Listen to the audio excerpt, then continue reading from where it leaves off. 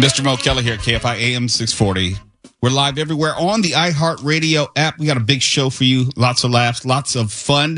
And, of course, we're going to be giving away those Australian Pink Floyd tickets. Once again, we're going to give away 2 pairs of tickets every single night for the rest of the week. I'll tell you right now, it's in hour 2.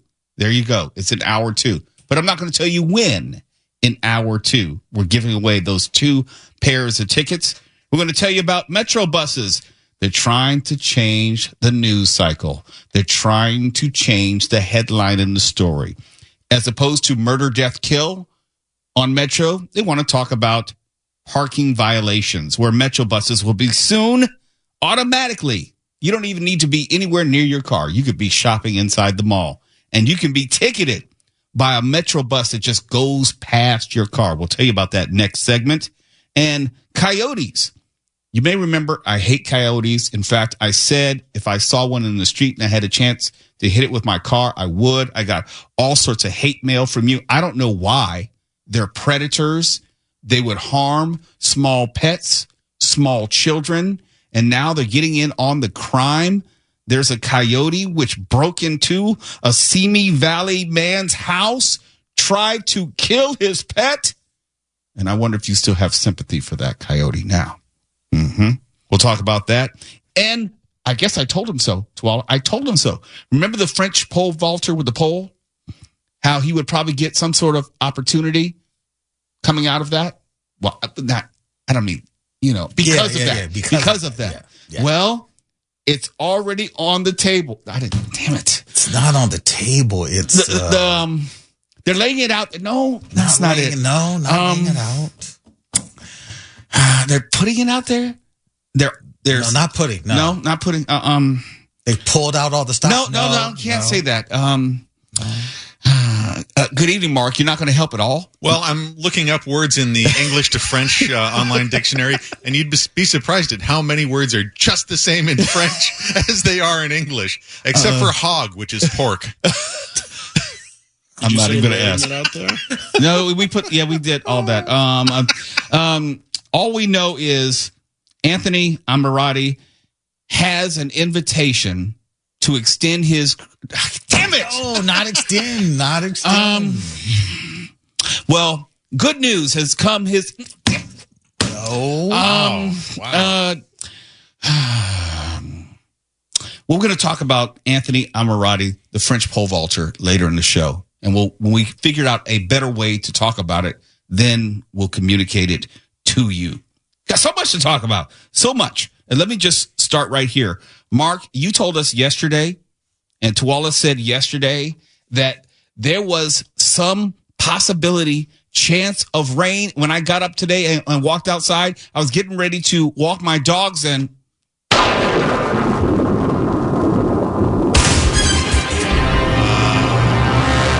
was hot as hell outside today. Yeah, you're not getting any rain. That's it. No rain for you. But it said that there was like a 20% chance. What did it say? 12? Yeah, something like that was crazy. ABC was reporting this yesterday. I got right on the National Weather Service with Tuwala looking over my shoulder, and there was, if there was a rain Nazi and not a soup Nazi, he'd say, "No rain for you." You're just so inappropriate. What? Why you got to make it weird? Just following your lead, as always. No. Anyway, there will be no moisture in your immediate future. Okay? Oh, my goodness. But that's how we do it here on Later with Mo Kelly. How was your drive in today, Bart? It wasn't as much of a white-knuckle death ride as usual for some reason. I don't know why. What about you? The same. The traffic was not as bad. Drivers were not as obnoxious as they usually are. I didn't have to throw a mean look at anyone. I didn't feel the need to cuss someone out with my eyes. With your eyes? Well, look, I don't give the finger like some other people in the studio. Well, you'd be doing a public service if you did. No.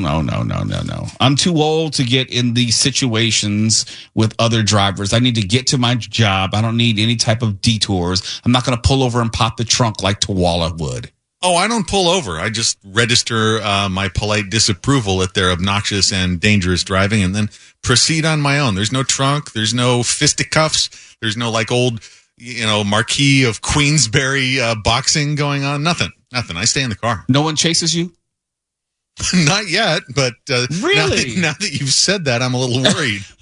You weren't worried beforehand that someone might take umbrage at that and then go and start, road raging at you? No, but you know what? Now that you've said that after work, I think I'm in the mood to watch the old Duel with Dennis Weaver film. One of my favorites of all time. Oh, it's a masterpiece. Yes, it you is. won't get me on the grade.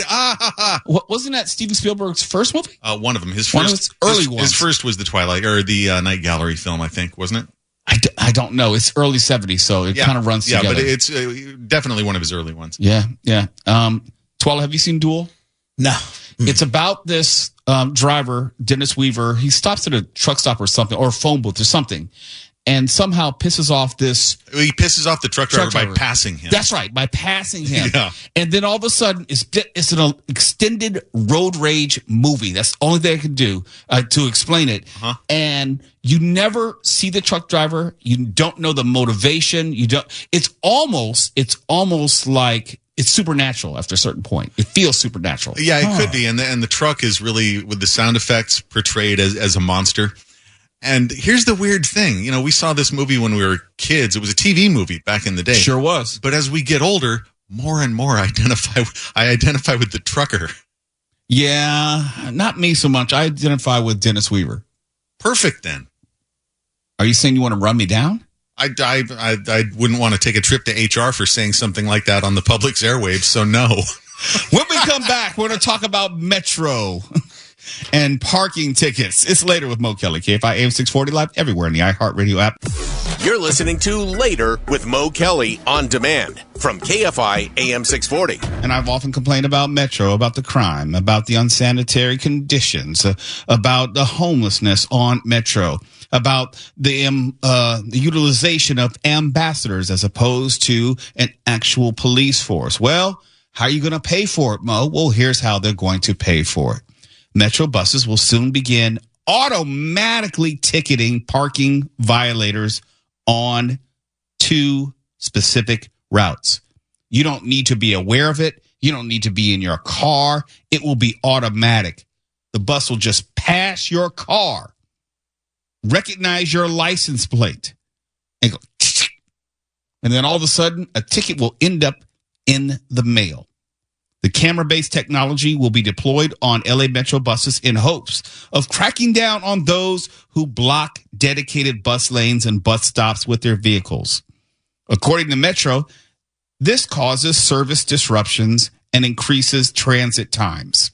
The program, according to a report from the LA Department of Transportation, is expected to generate millions in revenue and pay for itself once deployed. Yeah, we knew there had to have been millions tied up in this. When you can ticket people with impunity, they don't have to know about it. They won't even know about it until days later. It's not like they're going to stop. The bus driver's going to get out and then, pull out that little computer thing and get your VIN number and then stick a ticket on your windshield. No, it's not that. They'll just drive by. You won't even know. It could be like you could be in the right, and you won't even know until later. Here we go. Fines. This is the really, really messed up part. The fines would range from $293 for a first-time offender. That's worse than driving in the carpool lane by yourself. Dang. $293 for a first-time offender to $406 for a second-time offender. In other words, let's say your car broke down, which is possible, on a Tuesday, okay? Tuesday morning, car won't start. Nothing you can do. And you're going to say, well, Mo, they shouldn't have had their ass in the bus lane to begin with. That's not the point. I'm just saying, let's say your car, you cannot be moved, and the bus come by. Ticket number 1. And if you don't move it by the next day, or maybe even later that day, for all we know, ticket number 2. You have 2 offenses just like that. $406. Bam, off the top. Metro and LA DOT, that's the Department of Transportation, have agreed to a 75-25% revenue split. Metro gets 75%. The LA DOT report stated that its projected portion of revenue, that's LA DOT, the 25% portion of the revenue, would generate more than $5.4 million annually. That's for the 25%. Now you can triple that, and then that's going to be like about $16 million for Metro. $16 million a year. Wait, let me give you some other really distressing math. LA Metro expects more than 100,000 tickets issued annually. 100,000 tickets. Think about this. Of course, you got to pay for the Metro Police somehow. So I understand the motivation. But think about all the homeless people they're creating with all these fines. $400 for a second offense, $293 for a first offense. And you have to remember, a lot of these bus lines, they're going through economically disadvantaged areas. Okay, it's not like you can just say, "Oh, here, $300. It won't make a difference in your life." Let me tell you what I mean. Line 212 on La Brea Boulevard and line 720 on Wilshire Boulevard will comprise stage 1. And lines 910, 950 on the Metro J Silver Line. If I'm not mistaken, that runs right down Figueroa because I used to ride the Silver Line. And line 70 on Olive Street and Grand Avenue, that's downtown, will comprise stage 2. Those are not well-to-do areas. Those are not wealthy areas. If you look at the Silver Line corridor, have you ever driven down Figueroa, let's say from the South Bay to downtown? I have. They have pros on just about every corner. It's not that type of neighborhood. What about Uber Eats drivers who may have to stop in a bus lane real quick to run into a business? Because there are a lot of businesses along bus routes that might be in the bus lanes. You'll have to work on that on the back end. Ooh. Because they're going to ticket the car, I would assume, regardless of circumstance, because it's automatic. They're not saying, well, if it's a Uber driver and it has that Uber sticker in the window, we're not going to ticket you. If your car is there, it's going to be ticketed, and you have to fight it on the back end, and you may not know about it until sometime later. I don't know. Yeah, it probably would have to come in the mail because I don't think the DMV has my email address. Maybe it does because I've done some things online, but the vast multitude of people, I don't think so. The DMZ monitors OnlyFans? Is that what you're saying?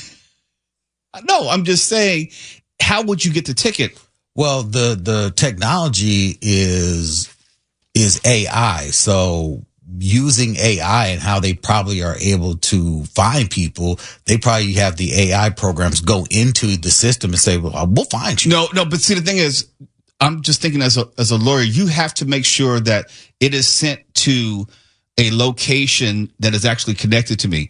I got 12 different email addresses. How are you going to know it's the one that is going to actually contact me as opposed to my address, which is connected to my DMV registration in that car? That's what I'm saying. It might do both. It might send you an email if your email address is registered with the DMV. And if not, you're just going to get it in the mail because it's tracking your license and all of that. Yeah. And what people sometimes forget, you can be put in jail for unpaid parking tickets. And I know this because I visited a friend who was in jail for the weekend because of unpaid parking tickets. That's a way that you can work, those fines off. And also, if you don't pay your parking tickets, they can withhold your ability to re-register your car. So it's not like you can say, F it, I'm not going to worry about it. No, you will have to deal with it. This is going to change people's lives for the worse. I'm not even worried about it because they say there's going to be a grace period. What does that mean? The first time you get hit with a $300 parking ticket, but that's what we're talking about. Not a $50 ticket, not a $60 ticket, not an expired meter ticket, a $300 ticket because you were either too close to the bus lane or somewhat in the bus lane and the camera, made the photograph. Ooh, there are going to be some angry people, some angry people. And you know who they take it out on? Any guess? Anyone? Bueller? Talk Bueller? radio hosts. No, it's going to be metro bus operators. Oh, yeah. This is a great start, though, don't you think? Because just think of all the different ways they can extract more money out of poor people and working people. Ticket somebody for jaywalking, for spitting on the sidewalk. This is just the beginning. Yeah, that's always been the point of it. You're raping and pillaging the people who have the least amount of money. There's a county in New York that's going to start ticketing people for wearing masks. We could do that. Let's use a little imagination here. Think of all the stuff we could fund with this money. Yeah, it's just a cash grab. And the sorry part about it is it'll still be just as dangerous the next day. You know, I don't want to ride Metro because it's too dangerous. Well, if I ride in my car, I might get ticketed. You know, damned if you do, damned if you don't. It's later with Mo Kelly, KFI AM 640, live everywhere on the iHeartRadio app. And speaking of like crime in LA, we told you back when the smash and grabs were really heating up, I said, hey, I can see right now we're going to get into that point where not like Bernard Goetz, but people are going to start taking some of these issues into their own hands. And now it has started. We told you so. We'll tell you what we mean in just a moment. You're listening to Later with Mo Kelly on demand from KFI AM 640. Some months ago, when they had the rash of smash and grab robberies, I was saying two things. First, I knew that at a certain point that police would be able to find out who was responsible. There was probably people behind it who are organizing it. And yes, it turned out to be that. And they've arrested most of the people involved, at least on the upper level, with these smash and grab robberies. There was a coordinating effort behind it. And I also said that as far as retailers go, lay people like you and me, there was going to come a point in which people were going to take matters into their own hands, because these were happening just about everywhere. Did not matter. It could have been a 7-Eleven. It could have been after a street takeover. It could have been a donut shop. It could have been a restaurant. It could have been any place, obviously jewelry, a place in a mall. And I was saying, and I was just saying this out loud, not wanting it to happen, but just being a student of history, after a certain point, people will start taking matters into their own hands. And I was using history as a guide, and I don't know how old you are, but I'm old enough to remember when crime was worse. Yes, crime was worse in America, late 1970s, most definitely. Statistically, it was worse by a lot. I know sometimes we get caught up in recency bias and you think, no, this is the worst ever. No, it really isn't. It's different.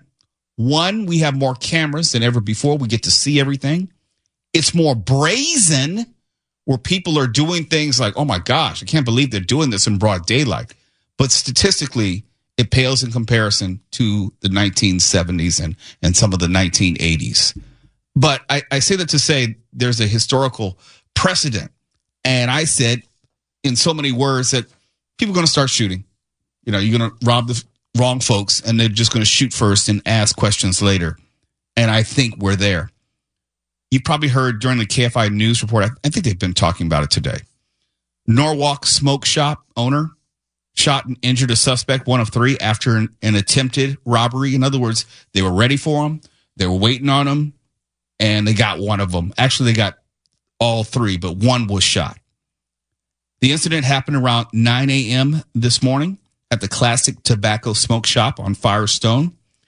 And it's unclear as far as how it transpired, but early on in the robbery attempt, the owner of the store opened fire on the suspects, hitting one. Two of them fled the scene, and after a short search and a perimeter was set up around that area, the other two were found and taken into custody. The suspect, who was struck by gunfire, was taken to a hospital in unknown condition.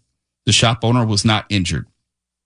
I don't know how it went down, but I do know the smoke shop owner was ready and probably had that explicit conversation with himself and other employees.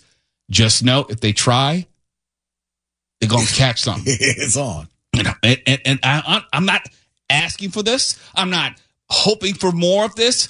I'm just saying, I know how this kind of goes if you just look at history. Crime is at a point, even though statistically it may be lower than other periods in history. It's definitely more brazen.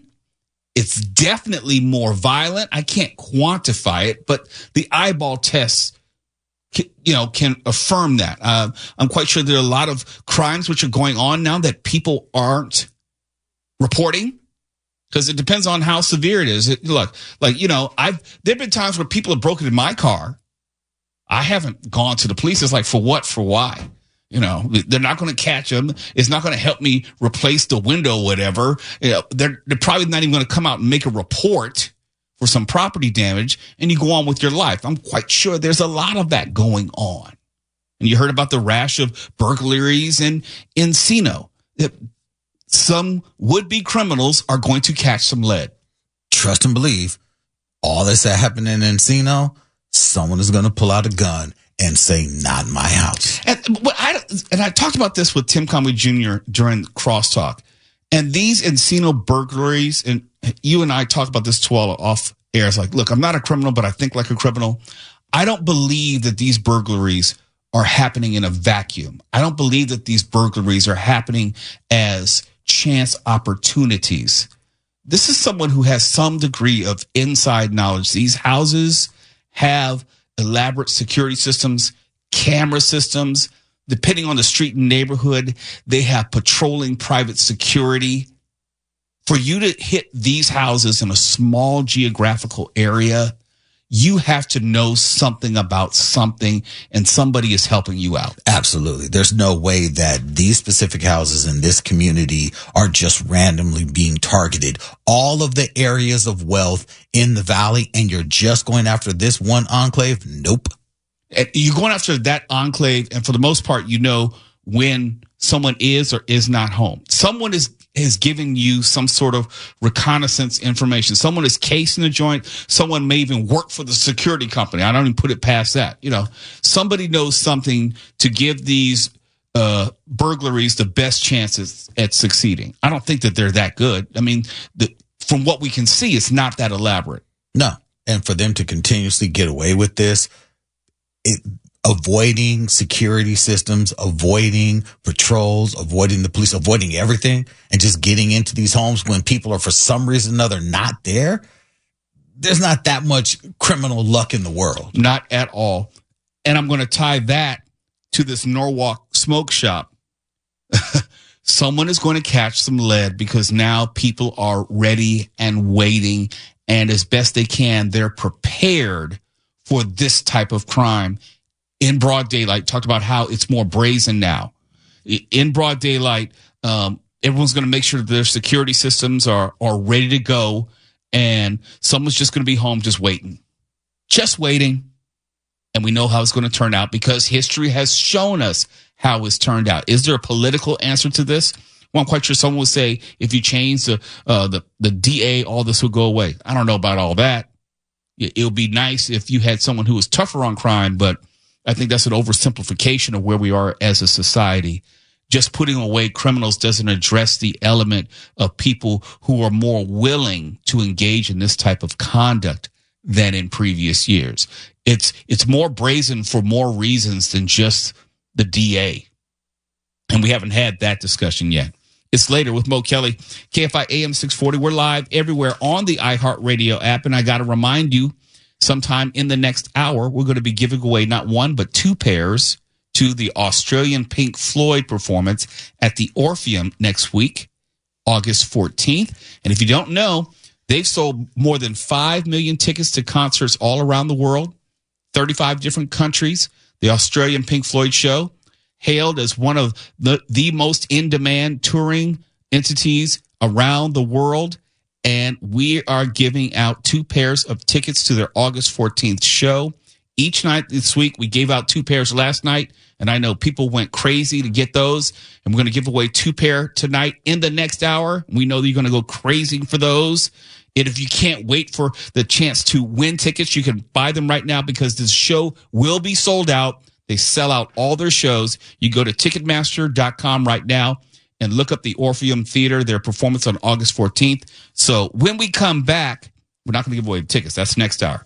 We will talk about the Simi Valley man who killed a coyote that entered his home and had the dirty nerve to try to attack his dog. Kill all the coyotes. Kill them all. What did they say in Star Wars? Wipe them out. All of them.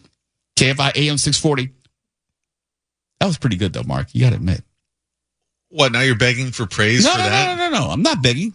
I just want you to acknowledge. I acknowledge it's appropriate to kill a coyote when he paints a fake tunnel onto a cliff wall. That's it. Beep, beep. Okay, let's have a rim shot for that. Come on. Well, you gotta. He's not ready. Wow. Elmer's not ready tonight. Wow. Okay. You gotta be ready for the funny, even though that wasn't funny. You gotta be ready for it. Oh, no, that wasn't funny at all. Okay. KFI AM 640 live everywhere in the iHeartRadio app. You're listening to Later with Mo Kelly on demand from KFI AM 640. Some time ago, and we would talk about pets, what we would do for them, how we would protect them.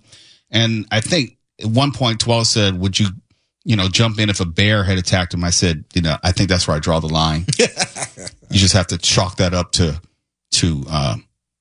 Mother Nature winning.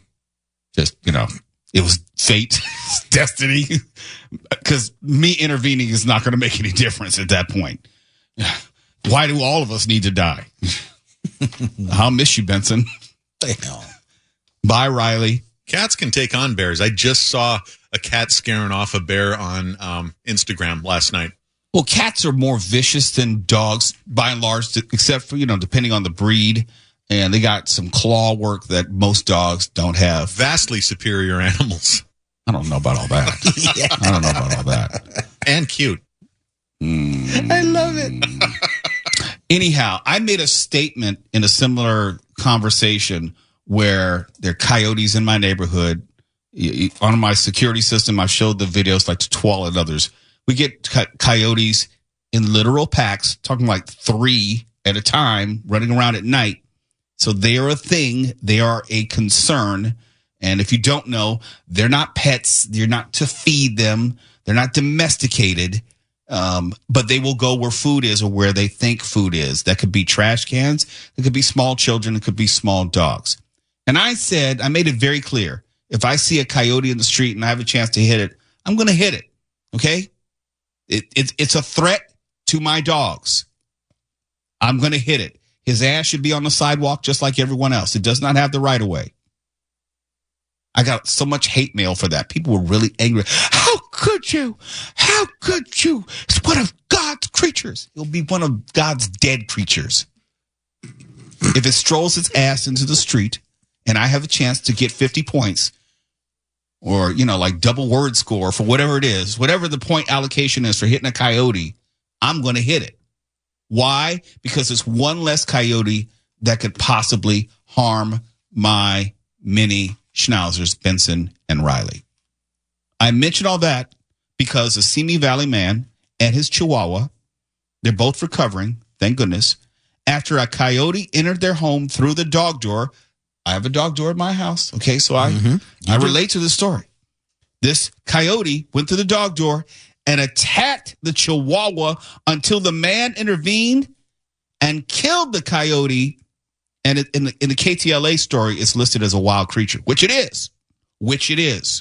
Killed the wild creature coyote with a kitchen knife.